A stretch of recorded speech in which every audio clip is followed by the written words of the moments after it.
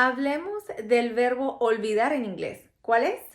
Muy bien. Forget. Esto en presente, pero si lo vamos a escribir en pasado, ¿cómo nos queda? Forgot. Y si lo vamos a escribir en participio, ¿cómo nos queda? Forgotten. Forgotten. Mira que acá siempre le estamos tratando de pronunciar como esa T nasal, forgotten, forgotten. Entonces, forget, presente, que significa olvidar, forgot, pasado, que significa olvidé, forgotten, participio, que significa olvidado. A eso se le va a llamar un verbo irregular.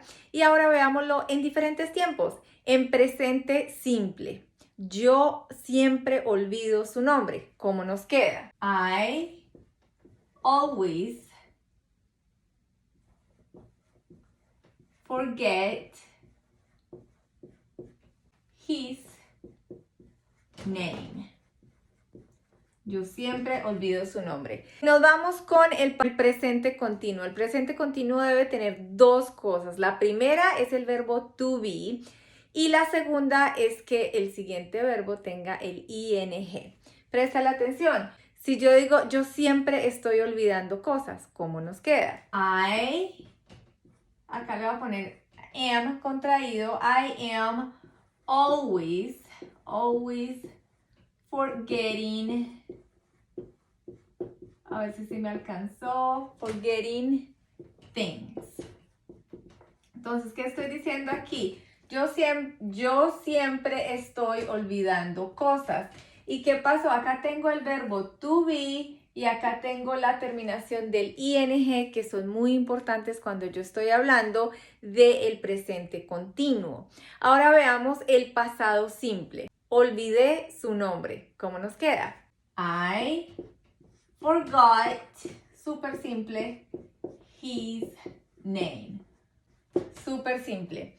El pasado continuo también debe tener dos cosas, que es el pasado del verbo to be y también el siguiente verbo, es decir, el verbo forget, olvidar, debe estar con el ing.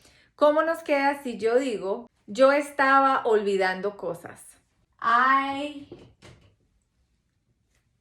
was forgetting things. ¿Sí ves? Entonces le tengo el verbo to be en pasado, que es was, y siempre debo tener aquí el siguiente verbo, en este caso va a ser por olvidar, le voy a poner el ing. Súper importante que te recuerdes esas dos cosas. El presente continuo, ¿qué es lo importante que debemos de prestar atención ahí? Que tenga el auxiliar had o has, y que también tenga el verbo, en este caso olvidar, pero en participio. Entonces, si yo digo, yo he olvidado su nombre, ¿cómo nos queda? I have, acá está el auxiliar, to have, I have forgotten, y acá ya estoy utilizando el participio del verbo olvidar, his name. ¿Sí ves? Dos cosas súper importantes que vamos a tener en el presente perfecto, have forgotten, el auxiliar y el participio del verbo. El pasado perfecto es básicamente lo mismo que el presente perfecto, pero lo único que le estamos cambiando es que en vez de utilizar el auxiliar en presente, lo vamos a utilizar en pasado. Y en pasado recuerda que no importa de qué sujeto estemos hablando, siempre nos va a quedar had. Si yo digo, yo había olvidado su nombre, ¿cómo nos queda? Todo nos queda exactamente igual y lo único que le vamos a cambiar aquí es que en vez de have, le voy a poner had. I had forgotten his name. El futuro simple lo vamos a utilizar con el auxiliar will. ¿Cómo quedaría? Olvidaré su nombre. I will forget his name. Ahora, como dato curioso, aquí a las personas que le llaman William, también le van a llamar solamente Will. Y ahora veamos el modal perfecto. ¿Cuál es? Es cuando utilizamos should. Aquí las cosas que yo debo tener presente es que definitivamente tengo que utilizar should. También voy a estar utilizando auxiliar have, en este caso, o has, dependiendo del sujeto que esté utilizando. Y también voy a utilizar el participio del verbo.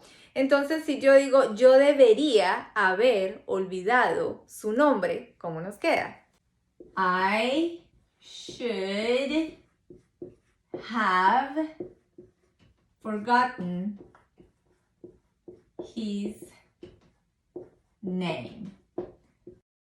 Obviamente el should, obviamente el auxiliar have y obviamente el verbo olvidar con el participio.